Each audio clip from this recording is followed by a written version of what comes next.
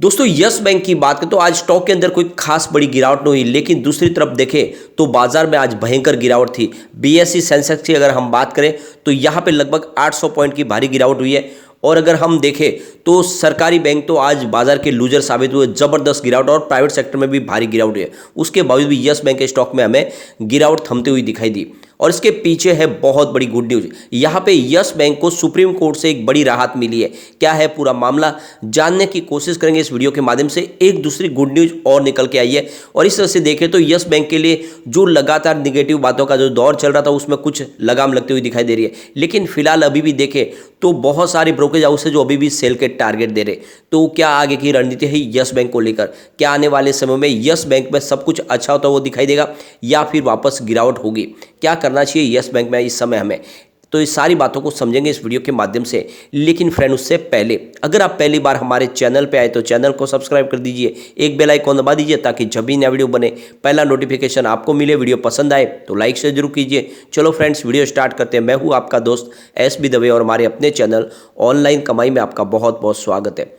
सबसे पहले अगर हम बाजार की बात करें तो आज बीएसई सेंसेक्स 60,205 के स्तर पे क्लोजिंग देखी हमने। 773 पॉइंट की भारी गिरावट, 1.27% गिरा हमारा बाजार।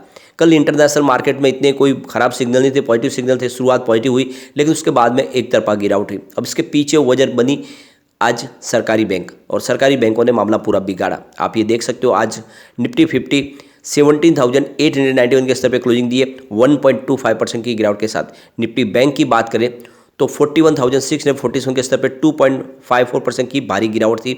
निफ्टी प्राइवेट बैंक तो ठीक है, लेकिन सरकारी बैंकों में आज ज़बरदस्त गिरावट थी। देख सकते हो पीएसयू बैंक 4,040 के स्तर पे 3.5% की बहुत बड़ी गिरावट। अब निफ्टी प्राइवेट बैंक की बात करें तो 21,200 के स्तर पे 2.30% की गिरावट। तो ये तो आप समझ ही सकते हो कि बाजारों में आज बैंकिंग शेयरों में बहुत ही ज़बरदस्त गिरावट थी। यानी इतनी बड़ी गिरावट के बावजूद भी यस बैंक के स्टॉक में हमें मामूली गिरावट देखने को मिली, और वो भी 1% से नीचे। इसका मतलब ये है कि अब इस लेवल पे गिरावट थम चुकी है, और बाजार में बड़ी गिरावट के बावजूद भी यस बैंक का स्टॉक नीचे नहीं जा रही है। सबूत है कि अब इसमें बड़ी गिरावट नहीं होगी, और जैसे ही कोई पॉजिटिव ट्रिगर फिर आएगा स्टॉक तेजी से आगे बढ़ेगा। अब यहाँ पे देखें तो आज स्टॉक की शुरुआत 18.20 पर हुई, यानी कल की क्लोजिंग पर ही शुरुआत हुई, पॉजिटिव शुरुआत हुई।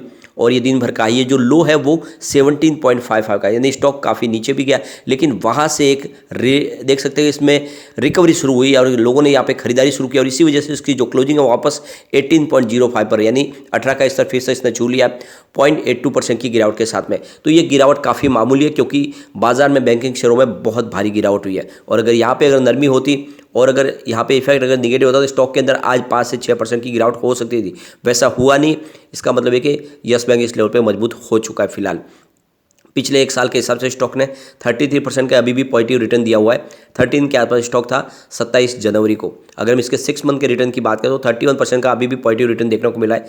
13 के आसपास स्टॉक था 26 जुलाई को, लेकिन 1 मंथ के हिसाब से स्टॉक में 7.91% की गिरावट हो चुकी है। 19 के आसपास स्टॉक से थोड़ा नीचे आया, और पिछले 5 दिन में भी 10% स्टॉक गिरा है। वॉल्यूम देखें तो पिछले एक महीने पहले इसका 29 करोड़ का वॉल्यूम था, 6 करोड़ की डिलीवरी उठाई गई थी। 1 वीक पहले 21 करोड़ का वॉल्यूम था, 6 करोड़ की डिलीवरी उठाई गई थी। कल 18 करोड़ का वॉल्यूम था, 4 करोड़ की डिलीवरी उठाई गई थी, और आज 19 करोड़ का वॉल्यूम। तो वॉल्यूम कल से थोड़ा ज़्यादा है। पूरे बाजार में वॉल्यूम के मामले में नंबर 2 पे है। नंबर 1 पे जोमेटो था आज, जिसमें काफ़ी बड़ी गिरावट हुई। जोमेटो में लगभग 8% टूटा आज। अब यहाँ पे सुप्रीम कोर्ट से बहुत बड़ी राहत मिल चुकी है यस बैंक को पुराने मामले में। यहाँ पे आपको पता होगा डिश टीवी और यस बैंक का जो मामला काफ़ी समय से सुर्खियों में बना हुआ था, और अब यहाँ पे ये देख सकते हो कि यहाँ पे एक राहत मिली है सुप्रीम कोर्ट से ये डिश टीवी के इस मामले में यस बैंक को। तो यहाँ पे आप देख सकते हो जो लेटेस्ट अपडेट निकल के आ रही है, सुप्रीम कोर्ट ने मंगलवार को यस बैंक को एक बड़ी राहत दी है। उन्होंने जो प्रोटेक्शन दिया हुआ है, जो उनके ऊपर एफआईआर दर्ज की गई है यस बैंक के ऊपर डिश टीवी के मामले में, उसको जो रिलीफ मिली हुई है उसको एक्सटेंड कर दिया है, उसको और बढ़ा दिया गया है। यानी एक तरह से अभी उसके ऊपर फिलहाल कोई भी कार्रवाई यस बैंक पे नहीं होगी। और आप देखें तो जो वोटिंग राइट्स है डिश टीवी के अंदर जिसको रोका गया था, उसको फिलहाल उस मामले में भी राहत मिली है। आप देख सकते हो कि 44.53 करोड़ रुपये के शेयर थे जो गिरवी रखे गए थे यस बैंक के पास। 5,270 करोड़ रुपये के एवज जो लोन लिया था 2016 और 18 एसएल ग्रुप ने। तो यहाँ पे देख सकते हो कि डिश टीवी के इस ऊपर पूरी तरह से अधिकार यस बैंक का था, और यस बैंक चाहते थे कि उसके शेयर वो ट्रांसफ़र करें, लेकिन यहाँ पे नोएडा में पुलिस कंप्लेंट की गई थी और उसके ऊपर कार्रवाई करना चाहते यस बैंक के ऊपर, लेकिन सुप्रीम कोर्ट से उसके ऊपर रोक लगाई गई थी। और आज देखें तो कल वापस सुप्रीम कोर्ट का जो नया जजमेंट है उसके हिसाब से जो रोक है उसको बढ़ा दिया गया है, यानी यस बैंक के ऊपर किसी प्रकार की कोई कार्रवाई नहीं की जाएगी। इससे पहले देखें तो 25 नवंबर 2021 को जो इलाहाबाद हाई कोर्ट के जो सिंगल जज ने फैसला दिया था वो यस बैंक के खिलाफ दिया था और उनको रोक दिया गया था जो शेयर ट्रांसफर करने से, और उनको नोटिस जारी किया था पुलिस के माध्यम से। लेकिन उसके खिलाफ यस बैंक ने अपेक्स कोर्ट में इसको चैलेंज किया था और वहां से स्टे लगा दिया गया था। और अब आप देखें तो सुप्रीम कोर्ट ने उस स्टे को आगे बढ़ाया है। तो फिलहाल सुप्रीम कोर्ट से भी फिर से राहत मिल गई है, उनके ऊपर किसी भी प्रकार की कोई कार्रवाई नहीं होगी, ना लीगल यहाँ पे कार्रवाई की जा सकती है, यानी पुलिस की तरफ से भी कोई कार्रवाई नहीं होगी। और यहाँ पे आप देख सकते हो जो मामला है वो भी आगे बढ़ेगा, लेकिन फिलहाल एक राहत मिल चुकी है यस बैंक को इस मामले में।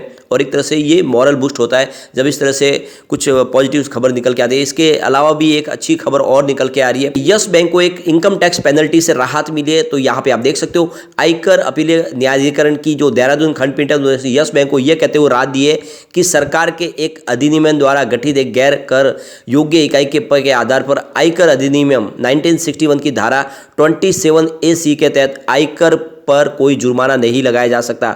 आयकर अधिनियम 1961 की धारा 27A(c) के स्रोत पर कर कटौती के लिए विफलता के लिए जुर्माना लगाने से संबंधित कोई भी यहाँ पे प्रावधान नहीं है, और इसीलिए यहाँ पे यस बैंक को इस मामले में भी छूट दी गई है। तो कुल मिला के कुछ राहत भरी खबरें यस बैंक के लिए निकल के आ रही है। इसके अलावा देखें तो यस बैंक को एक और बड़ी अच्छी खबर ये मिली कि जब उनके जो बड़े इन्वेस्टर है कार्लेयर ग्रुप और एडवेंट इंटरनेशनल, उन्होंने भी यस बैंक को इस समय जब बहुत ज़्यादा यस बैंक मुसीबत में उनका साथ देने के लिए तैयारी कर है, यानी वो 9.99% के स्टेक होल्डर है यस बैंक के अंदर। उन्होंने एक बड़ा निवेश किया करीब 9,000 करोड़ रुपए का यस बैंक में, और उन्होंने कहा कि हम यस बैंक के साथ खड़े हैं और हर मुसीबत में उनके साथ रहेंगे। यानी अब यस बैंक सुप्रीम कोर्ट में जाएगी, जो मुंबई हाई कोर्ट से जो उनके खिलाफ फैसला आया है, जो 81 बॉन्ड्स की जो रकम है वो करीब 8,000 करोड़ की बड़ी रकम है, वो चुकाने के लिए फैसला है। और 6 सप्ताह का उनको समय दिया गया है कि आप 6 सप्ताह में चाहे तो सुप्रीम कोर्ट जा सकते हैं। तो भी यस बैंक ने तैयारी कर ली है, वो सुप्रीम कोर्ट में जाएगी इस मामले को लेकर, क्योंकि जो बॉन्ड्स जारी किए गए थे उसमें बाकायदा सब कुछ लिखा हुआ है कि ये बहुत ज़्यादा रिस्की बॉन्ड्स है और अगर बैंक को कोई प्रॉब्लम हो जाएगी तो ये सारी रकम डूब सकती है।